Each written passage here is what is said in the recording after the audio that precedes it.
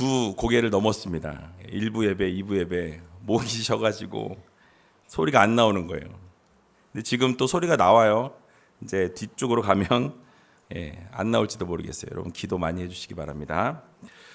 오늘 본문의 말씀을 가지고 가정이 진정한 학교입니다 라는 제목으로 말씀을 나누도록 하겠습니다. 약 10여 년 전에 모 대형교회에서 초등학교 1학년부터 6학년까지 학생 1000명에게 앙케이트 조사를 했어요. 어떤 조사를 했냐면 부모와의 관계에서 일어나는 일에 대해서 설문조사를 했습니다. 좀 오래된 설문이긴 하지만 우리가 좀 깨달을 수 있는 부분이 좀 있어서 말씀을 드립니다. 들어보시고 나는 어떤 부모였고 또 나는 어떤 부모인가 여러분 생각해 보신 이후에 또 여러분들의 삶이 온전히 하나님 기뻐하시는 부모님들이 다 되시기 바랍니다. 첫 번째로 엄마 아빠가 내게 하신 말씀 중에 제일 좋은 말은 무엇입니까? 라는 질문을 했어요.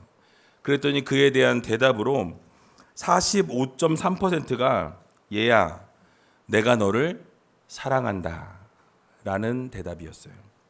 또 20.5%가 참 잘했구나 정말 잘했어 라고 칭찬하는 이야기입니다. 또 14.5%가 야 놀러 가자 라고 이야기를 하는 것을 제일 좋아한다고 합니다. 그러니까 종합해 보면 부모님이 늘 사랑한다라고 표현해주고 또 칭찬해주고 격려해주는 것, 또 친구처럼 정말 그 자녀와 함께 다가가 줄 수 있는 그 부모님을 아이들이 좋아하고 기뻐하고 또 좋은 부모라고 말씀드릴 수가 있는 것입니다. 두 번째로는 엄마 아빠가 나에게 하시는 말씀 중에 제일 듣기 싫은 말은 무엇입니까? 라고 물었어요. 여러분 27.7%가 넌 그것도 못하냐? 이게 1위를 했어요. 넌 그것도 못하냐? 웃으시는 분들은 아마 전적이 있으신 분들이에요. 그리고 18.2%가 공부 좀 해라. 공부 좀 해. 22.9%가 공부 좀 해라고요. 또 18.2%가 이 바보야. 이 바보야. 18.2%예요. 그래서 여러분 이 바보야 뒤에 또 이제 뭐 여러 개 나오겠죠. 근데 그거는 제가 설교라서 말씀드리지 않겠습니다. 그래서 여러분들이 집에서 아이들을 윽박지르고 넌 그것도 못해 공부나 좀 해 이렇게 이야기하면서 이 바보야 그러면서 뒤에다가 짝짝짝짝짝 붙이면 아이들이 가장 싫어한다라는 거예요. 그리고 세 번째로는 그럼 내가 제일 하기 싫은 일은 무엇입니까? 그 아이가 가장 하기 싫은 게 뭐냐고 물었습니다. 그런데 참 재미있는 대답이 나왔어요. 43.3%가 부모님 잔소리를 듣기 싫다라고 이야기했어요. 뭐냐면 내가 제일 하기 싫은 게 뭐냐라고 물었는데 수동적으로 부모님이 하시는 것, 그러니까 능동적으로 하는 게 아니라 수동적인 것임에도 불구하고 어린이들이 가장 하기 싫은 것이 부모님이 잔소리하는 거를 듣는 거를 내가 가장 싫어한다라는 거예요. 잔소리 하시는 분들 잔소리를 멈추시기 바랍니다. 그래서 이 자녀들이요 부모님 잔소리가 44.3%고 그 다음이 학원 가기 싫다 이게 13.9%고요. 아침 일어나는 거 싫다 11.8%, 그다음 학교 가기 싫다 11.7%입니다. 종합해 보면 부모님 잔소리에 일어나면서 학교를 가고 학원 가면 그날 하루는 망치는 거예요. 그래서 이런 가정들이 아마 있을 거예요. 또 네 번째로는 내가 가장 속이 상할 때, 집에서 가장 속이 상할 때는 언제냐라고 물었을 때요. 34.1%가 부모님께 야단 맞을 때, 1위가 26.3%가 엄마 아빠가 뭐 할 때요? 사랑할 때? 싸울 때예요. 싸울 때. 그리고 18.8%가 혼자여서 심심할 때라고 대답했습니다. 그래서 아이들이 언제 가장 속상한지 들으셨죠? 야단 맞고 엄마 아빠 싸우고 혼자 있게 되면 아이들이 가장 싫어한다라는 거예요. 집에서. 마지막으로 내가 무엇을 할 때 가장 행복합니까? 라고 물었을 때요. 이 아이들이 27.4%가 부모님과 함께 놀러 갈 때라고 이야기했습니다. 또 22.3%는 친구들과 함께 놀 때, 또 20.3%는 선물을 받았을 때라고 이야기합니다. 여러분 뭐 감이 좀 오세요? 그러면 이 날이 다가오고 황금 연휴가 이제 다가오고 있어요. 이번 주가 황금 연휴인데 여러분들 이 가장 행복한 부모님과 함께 놀러 갈 계획을 좀 세워 보시고 자녀들과 함께 시간을 보내시고 선물을 받을 때가 제일 좋대요. 그러니까 선물을 준비하셔서 아름다운 추억을 만들 수 있는 여러분들이 다 되시기 바랍니다. 물론 시대가 바뀌어서 이 생각이 달라질 수도 있지만 대체적으로 우리가 이해할 수 있는 부분들이 있습니다. 제가 왜 이렇게 장황하게 조사의 결과를 말씀드렸을까요? 혹시 우리들의 삶 속에, 여러분들의 부모님들의 삶 속에 우리 자녀들의 마음을 혹시 아프게 하고 있지는 않은지, 요즘 시간을 보내시면서 내 욕심 때문에 자녀들을 더욱 힘들게 하고 또 자녀들에게는 그게 너의 행복을 위한 거야, 다 너를 위한 거야 라고 말하고 있지만 사실 실제적으로는 나의 만족을 위해서 자녀들을 지금 희생으로 밀어넣고 계시진 않은지 여러분 자신을 한번 돌아보시기 바랍니다. 저도 아이들을 키우는 부모이지만 부모들에게는 늘 자녀를 향한 두 가지 소망이 있습니다. 첫 번째로는 자녀를 키울 때 이 아이들을 어떻게 하면 바르게 키울 수 있는가, 잘 키우고 싶은 마음이 있어요. 하나님께서 맡겨주신 자녀들인데 이 자녀들이 삐뚤어 나가지 아니하고 하나님 말씀 가운데 서서 바르게 성장하고 성숙되어질 수 있기를 바라는 것이 바로 부모의 마음입니다. 또 두 번째로는요, 내 자녀가 나보다 나아야 할 텐데 라는 마음을 가지고 있다는 거예요. 그래서 나보다 더 좋은 생애를 살고 풍성한 삶을 살았으면 좋겠다라는 것이 모든 부모의 마음이라는 것입니다. 하지만 자녀를 키우다 보니까 한결같이 드는 생각은 내 마음대로 내가 하고 싶은 대로 되는 게 아니라 오직 하나님께 모든 주권을 내어드릴 때 하나님께서 우리 자녀들을 키워주신다는 사실을 깨닫게 된다는 것입니다. 내가 하고 싶은 대로 하려고 할지라도 그것이 내 마음대로 되어지는 것이 없다라는 거예요. 오직 하나님께 모든 것을 내어 맡기게 될 때 하나님께서 그 자녀들을 책임져 주신다는 사실을 여러분 믿으시기 바랍니다. 그래서 내 아이를 위한 사랑의 기술이라는 책을 쓴 존 카트만이라는 사람이 있어요. 근데 이 사람이 부모를 두 가지 유형으로 나눌 수 있다라고 이야기합니다. 한 부모의 유형은요, 자녀의 감정에 동조해주고 공감해주고 또 자녀의 감정을 공유해서 세상의 이 길라잡이의 역할을 감당하는 좋은 부모가 있다라는 거예요. 반면에 자녀가 어떤 감정을 가졌는지 또 왜 울고 왜 기뻐하는지 뭐 이런 거에 대한 전혀 관심이 없는 부모가 있다라고 지적하고 있습니다.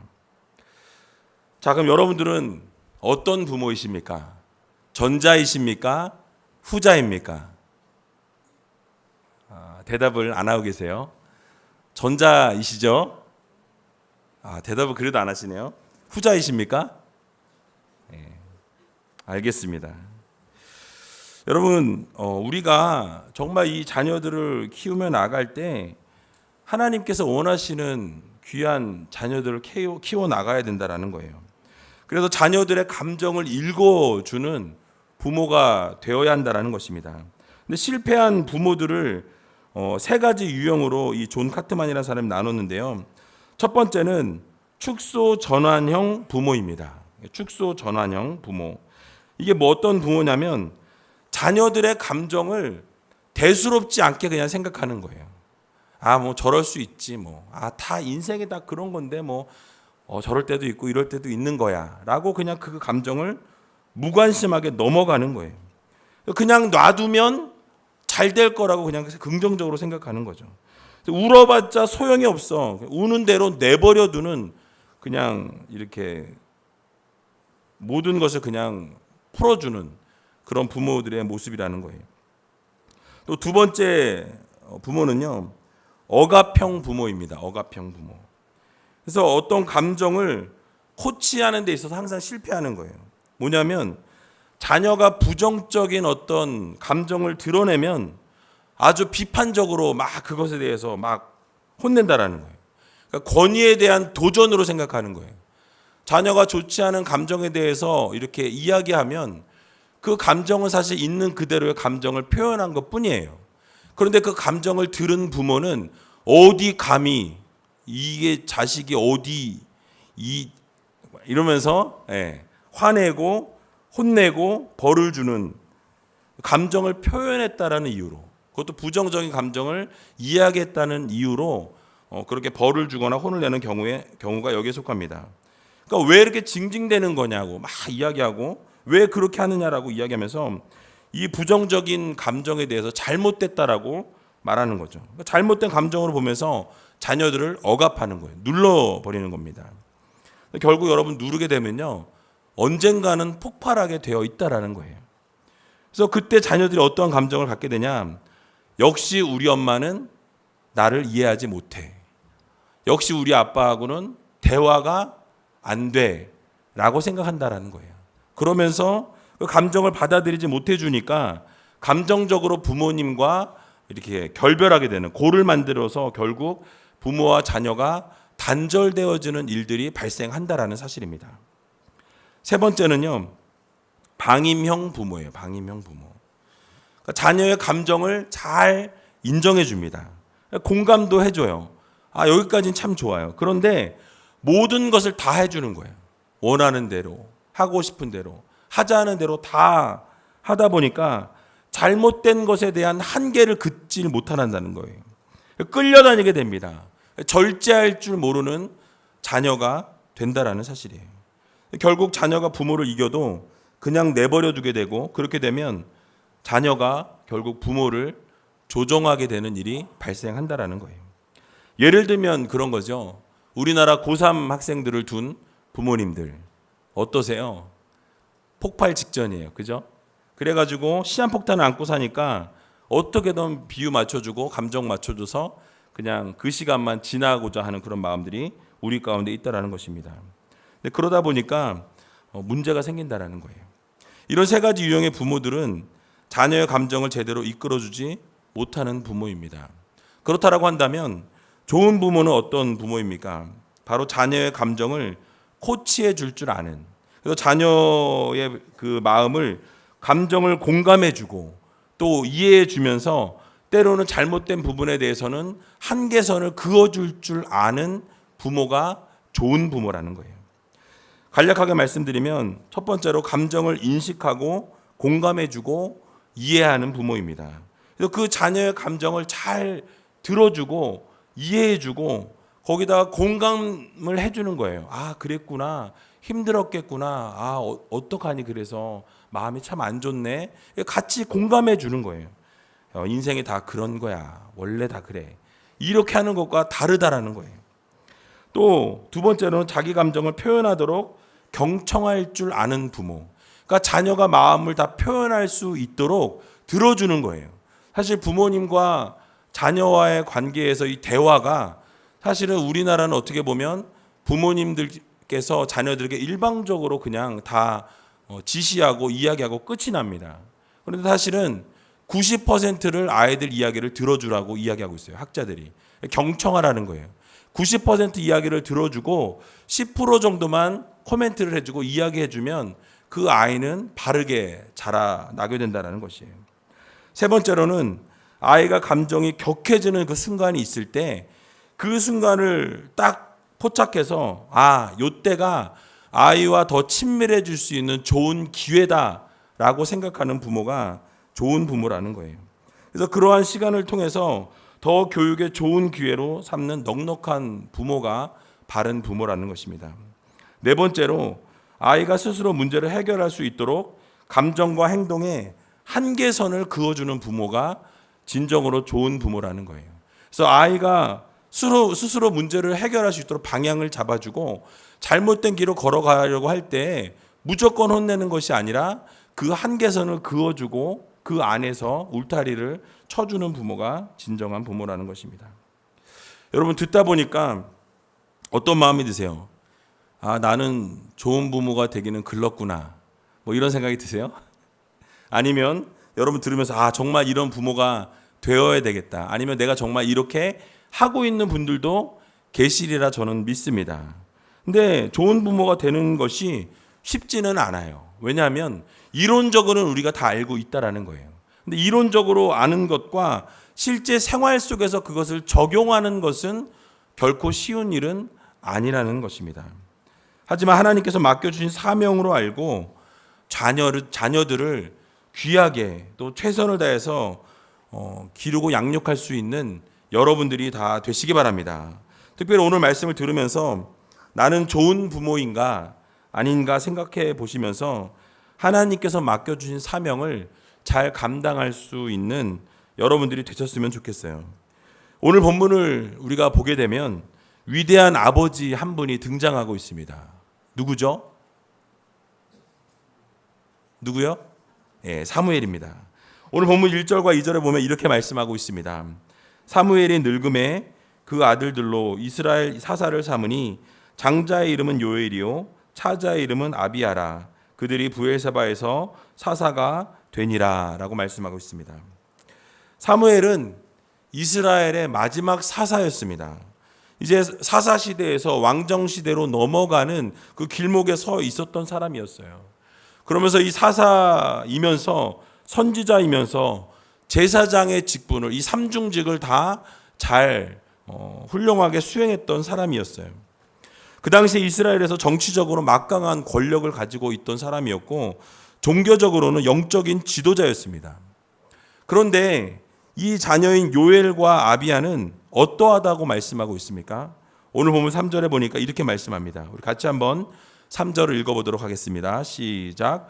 그 아들들이 그 아비의 행위를 따르지 아니하고 이를 따라서 뇌물을 취하고 판결을 굽게 하니라. 아멘. 그럼 무엇입니까? 사무엘과 같이 청렴결백하게 살아가는 것이 아니라 하나님의 뜻을 따라서 그 자녀들이 살아가지 못하고 오히려 그 자녀들이 아버지의 행위를 따르지 아니하고 이익을 따라서 자신의 그 뇌물을 취하고 잘못된 판결을 내렸다라고 성경은 말씀하고 있다라는 거예요. 여러분 어떻게 이렇게 위대하고 정직하고 하나님의 충실한 사역을 감당했던 사무엘과 같은 아버지 밑에서 이렇게 못난 아들들이 나올 수 있었을까요? 성경은 사무엘이 어떠한 것들을 잘못해서 그렇다라고 말씀하고 있지 않다라는 거예요. 그러나 중요한 것은 위대한 아버지 밑에서 자랐을지라도 똑같은 역량의 자녀가 똑같이 자라나게 되는 것은 아니라는 것을 우리가 오늘 말씀을 통해서 깨달을 수 있는 것입니다. 어떻게 보면 정치적인 지도자로 또 영적인 지도자로는 성공했지만 어떻게 보면 아버지로서는 실패했다라고도 말씀드릴 수가 있다라는 거예요. 그렇다면 우리가 어떻게 자녀들을 키우고 또 가정에서 어떻게 가르쳐야만 아름다운 자녀를 세워 나갈 수 있을까요? 오늘 간략하게 3가지만 살펴보도록 하겠습니다. 첫 번째로는 자녀들의 마음을 읽어주고 공감해야 합니다. 함께 따라해 보겠습니다. 자녀들의 마음을 읽어주고 공감해야 합니다.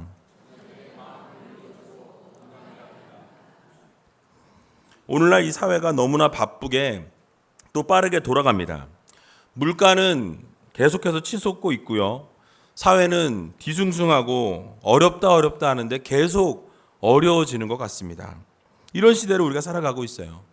또 그러다 보니까 밖에서 각박하고 메말랐던 이런 삶이 그대로 가정으로 들어오게 되니까 가정에서도 각박하게 되고 메마른 삶을 살아가게 된다라는 거예요. 자녀들과 함께 시간을 보내고 밥을 먹으면서 이야기할 시간이 점점 없어지는 것을 우리가 볼 수 있습니다. 이런 상황 가운데에서 우리가 잊지 말아야 할 것은 바로 우리 가정이 진정한 학교라는 사실을 우리는 기억해야 합니다. 여러분들의 가정이 하나님께서 맡겨주신 자녀들을 키우는 학교라는 사실을 여러분 꼭 기억하셔야 한다는 거예요. 세상 교육의 모든 것을 맡겨두고 나 몰라라 할 것이 아니라 가정에서 자녀들과 함께 공감하면서 함께 시간을 보낼 수 있는 여러분들이 다 되시기 바랍니다. 여기 앉아 계신 분들에게 제가 감히 묻겠어요. 여러분 최근에 자녀들과 언제 대화를 나누셨습니까? 제가 여기서 묻는 대화는요, 밥 먹었니? 이런 얘기가 아니에요.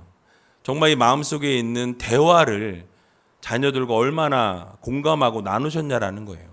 힘든 일은 없었는지, 어려운 것은 없었는지, 정말 좌절과 절망 속에 있었던 순간들은 없었는지, 또 그래서 그것을 어떻게 극복했는지 자녀들과 함께 나누어야 한다라는 것입니다.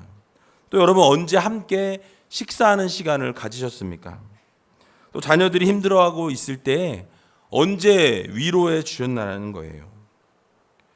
부모님들이 자녀들에게 공감해주고 그 마음을 읽어주고 위로해 줄 때 그 자녀들은 그 마음이 기뻐지고 즐거워지고 행복해진다라는 사실을 여러분 기억하시기 바랍니다.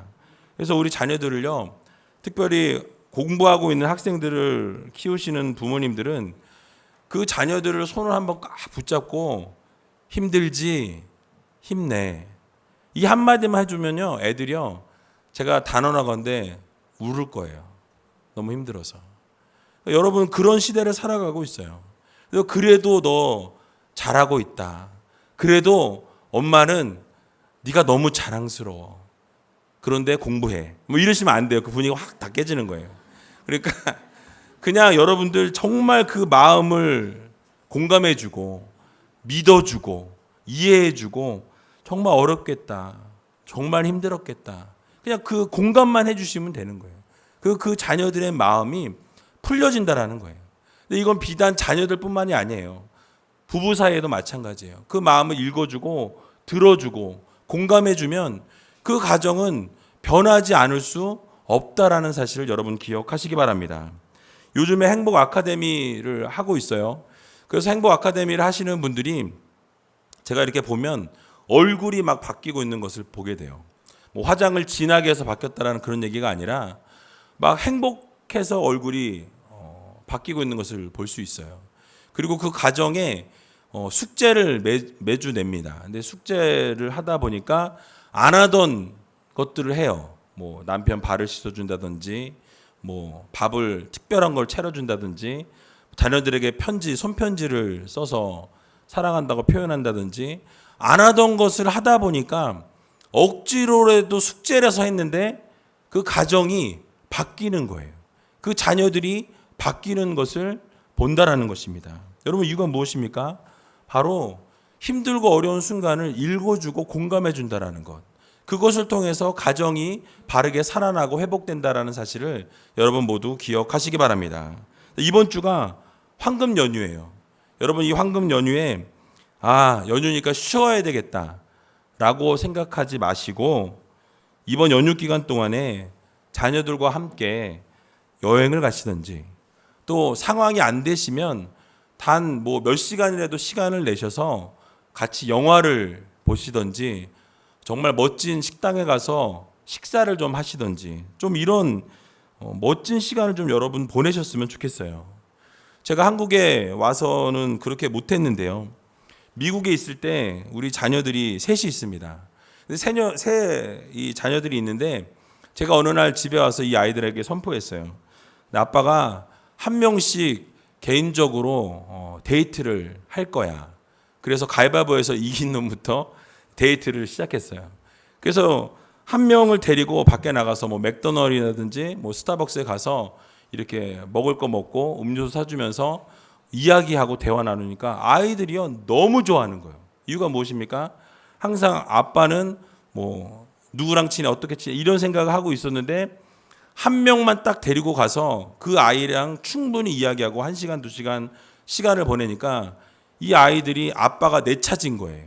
그래서 너무 좋으니까 그 시간이 언제 또 오냐고 또 자꾸 묻고 아빠 언제 데이트해? 언제 데이트해? 계속 묻는 거예요. 그래서 한동안 하다가 못했는데요. 여러분 이런 시간들을 좀 가지셔야 한다라는 거예요. 그래서 여러분들이 주변에 있는 특히 자녀들 힘들어하고 있는 자녀들이 혹시 있다면 그 자녀들을 놓고 기도하시고 또 그 자녀들과 함께 그런 귀한 시간들을 보낼 수 있는 여러분들이 다 되시기 바랍니다. 또 두 번째로는 훈육도 필요합니다. 따라해 보겠습니다. 훈육도 필요합니다. 자녀들의 마음을 읽어주고 공감하라고 해서 잘했다 잘했다 뭐 칭찬만 하게 되면요, 그 아이들은 문제가 반드시 생긴다라는 거예요. 노력하고 열심히 한 것에 대해서만 칭찬해주고 그렇게 하기까지의 과정을 사실은 칭찬해 주어야 된다라는 것입니다. 결론적으로 나온 이것만 결과만 놓고 칭찬을 하게 되면 나중에 어떤 문제가 생기냐면, 예를 들면 이런 거예요. 좋은 성적을 받아와서 너 점수 잘 받았구나 하고 칭찬을 해줬어요. 그러면 이 아이는 좋은 성적을 받기 위해서 앞으로도 계속 그 좋은 성적만을 위해서 막 노력하게 되는 거예요. 그러면 나중에 어떤 일까지 하느냐, 좋은 점수를 위해서는 컨닝도 아무렇지 않게 받아들이고 한다라는 거예요. 나쁜 일들도 좋은 결과를 위해서는 얼마든지 할 수 있다라는 거예요. 그런데 잘못된 것은 잘못된 것으로 가르쳐 주어야 한다는 것입니다. 예를 들면 그런 거예요. 공공장소에서 막 난동을 부려요. 멋대로 떠들고 막 자기 마음대로 막 시간을 막 이렇게 보냅니다. 그럼 그 애들을 보고 부모가 통제를 하고 절제를 시켜야 되는데, 그냥 내 자녀니까, 나 하나밖에 없는 자녀인데 내 자녀가 그러는데 누가 뭐라고 하겠어. 내버려 두는 거예요. 그런데 그런 부모님들이 생각보다 많다라는 거죠. 근데 제가 얼마 전에 유튜브에도 보니까 또 뉴스에도 나왔던 것 같아요. 자기 자녀 동영상으로 찍고 있었어요. 근데 어떤 아기가 걸어오니까 그 아기를 이렇게 발로 탁 밀어버리는 거예요. 뭐예요? 내 자녀는 중요한데 남은 보이지 않는 거예요. 근데 그런 부모 밑에서 자란 아이들은 반드시 문제가 생길 수밖에 없다라는 것입니다.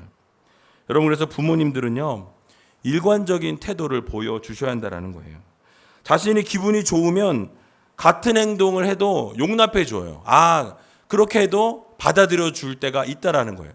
그러면 그 자녀는 똑같은 행동을 했는데 어느 날은 기분이 안 좋으니까 그것을 받아들여 주지 않고 화를 내고 혼을 내요.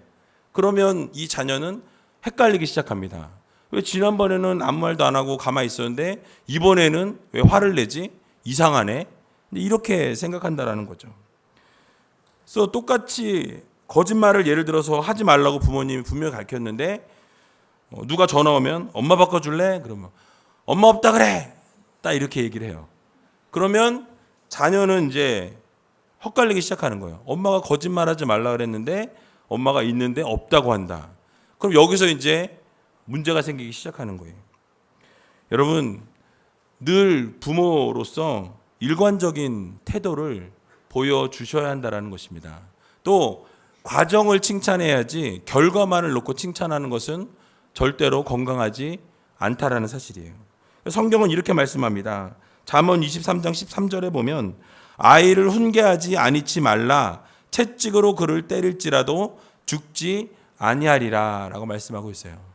여러분, 또 이 말씀 듣고 집에 가셔서 채찍으로 때리시면 안 돼요. 채찍으로 때리라는 얘기가 아니에요. 훈계하라는 얘기예요. 오늘 목사님 말씀하시는데 채찍으로 때리라더라. 그럼 채찍을 갖고 와라 이러면서, 그러면 큰일 납니다. 또 잠언 29장 15절에도 보면요, 채찍과 꾸지람이 지혜를 주거늘 임의로 하게 버려두면 그 자식은 어미를 욕되게 하느니라 라고 말씀하고 있습니다. 바로 훈육이 있어야 된다는 거예요. 잘못된 것에 대해서는 선을 그어주고 잘한 것에 대해서는 칭찬해 주되 그 과정을 칭찬해 주고 그렇게 노력한 것에 대해서 칭찬해 주라는 사실입니다. 그래서 제 자녀들 자랑하는 건 아니지만 미국에서 처음 왔을 때 이 받아쓰기를 했는데 30점 맞아 갖고 왔어요. 근데 그 30점 받아보지도 않은 점수예요. 근데 이 자녀들을 어떻게 해요? 그래, 너 한국말 잘 못하는데 이 정도도 잘한 거야. 괜찮아. 앞으로도 잘해. 라고 이야기했더니 진짜 잘한 줄 알아요. 30점이. 그런데 시간이 지나면서 열심히 하는 거예요. 그래서 얼마 전에 100점 맞아왔어요. 근데 그 100점 맞은 것도 그냥 잘했어 그냥 그러고 말았어요. 왜냐하면 그걸 너무 또 리액션을 해주면 아이가 또 막 이렇게 저기 할까 봐. 근데 여러분, 언제나 부모님은 동일하게 그 자리에 서 계셔야 된다는 거예요. 어떤 문제가 있을지라도 어떤 상황 가운데서도 그 결과만을 놓고 칭찬하게 되면 문제가 생겨요. 그래서 과정들을 칭찬해주고 격려할 수 있는 여러분들이 되시기 바랍니다. 마지막 세 번째로는요, 하나님께 온전히 맡겨야 합니다. 함께 따라해 보겠습니다. 하나님께 온전히 맡겨야 합니다. 앞에서 말씀드린 것과 같이 아무리 공감하고 훈육을 한다고 할지라도요, 하나님께서 함께 하시지 아니하시면 이 모든 노력들이 다 헛되게 되어질 수 있다라는 사실이에요. 아무런 결과를 가져오지 못하게 될 수도 있다라는 것입니다. 그러므로 우리 자녀를 사랑하면 사랑할수록 하나님께 내어 드릴 수 있는, 또 하나님께 맡길 수 있는 여러분들이 다 되시기 바랍니다. 그래서 잠언 16장 3절에 보면 이렇게 말씀하고 있어요. 우리 같이 한번 잠언 16절 3절을 읽어보도록, 16장 3절을 읽어보도록 하겠습니다. 준비가 안 됐나요? 제가 읽어드릴게요. 너의 행사를 여호와께 맡기라. 그리하면 너의 경영하는 것이 이루리라 라고 말씀하고 있습니다. 무엇입니까? 내가 하고자 하면 문제가 생긴다라는 거예요. 그러나 내가 하고자 할 때 모든 것을 하나님께 맡기면, 우리 자녀들도 하나님께 맡기면 하나님께서 그 자녀를 위해서 일하신다라는 거예요. 하나님께서 책임져 주신다라는 사실을 여러분 모두 믿으시기 바랍니다. 그래서 여호와 하나님께 맡기게 되면요, 특별히 자녀 문제를 하나님께 맡기면 하나님께서 모든 것을 책임져 주신다는 사실을 기억하시고, 이 맡김과 동시에 한 가지 더 우리가 기억해야 될 것이 있어요. 무엇이냐면 바로 여러분들이 하나님께 맡기면서 하나님을 경외하는 삶을 사셔야 한다는 거예요. 하나님을 두려워하고 하나님을 공경하는 삶을 살아갈 때 자녀들도 그 하나님을 두려워하는, 하나님을 공경하는 부모님의 모습을 보면서 그대로 배우게 된다는 사실이에요. 또 거기서 끝나는 것이 아니라 하나님께서 그렇게 하나님을 공경하는 모습을 볼 때에 그 가정을 축복하여 주신다라고 성경은 말씀하고 있습니다. 시편 128편 1절에서 4절에 보면 여호와를 경외하는 가정에 복을 주신다고 말씀하고 계세요. 뭐라고 말씀하시냐면 제가 읽어드리도록 하겠습니다. 여호와를 경외하며 그 도에 행하는 자마다 복이 있도다. 내가 내 손이 수고한 대로 먹을 것이라. 내가 복되고 형통하리로다. 내 집 내실에 있는 내 아내는 결실한 포도나무 같으며 내 상에 둘린 자식은 어린 감람나무 같으리로다. 여호와를 경외하는 자는 이같이 복을 얻으리로다. 아멘. 무엇입니까? 바로 여러분들이 여호와 하나님께 자녀들을 맡길 뿐만이 아니라 여러분들이 하나님을 경외하며 살아가게 될 때에 결국 여러분들의 자녀는 하나님께서 책임져 주시고 형통한 삶을 살게 해주시고 복을 넘치도록 부어주신다는 사실을 여러분 모두 믿으시기 바랍니다. 그래서 온전히 하나님 앞에 우리 가정을 맡기시고 우리 자녀들을 맡기시고 오직 하나님을 경외하며 나아가는 부모님들이 다 되시기를 주님의 이름으로 간절히 축원드립니다.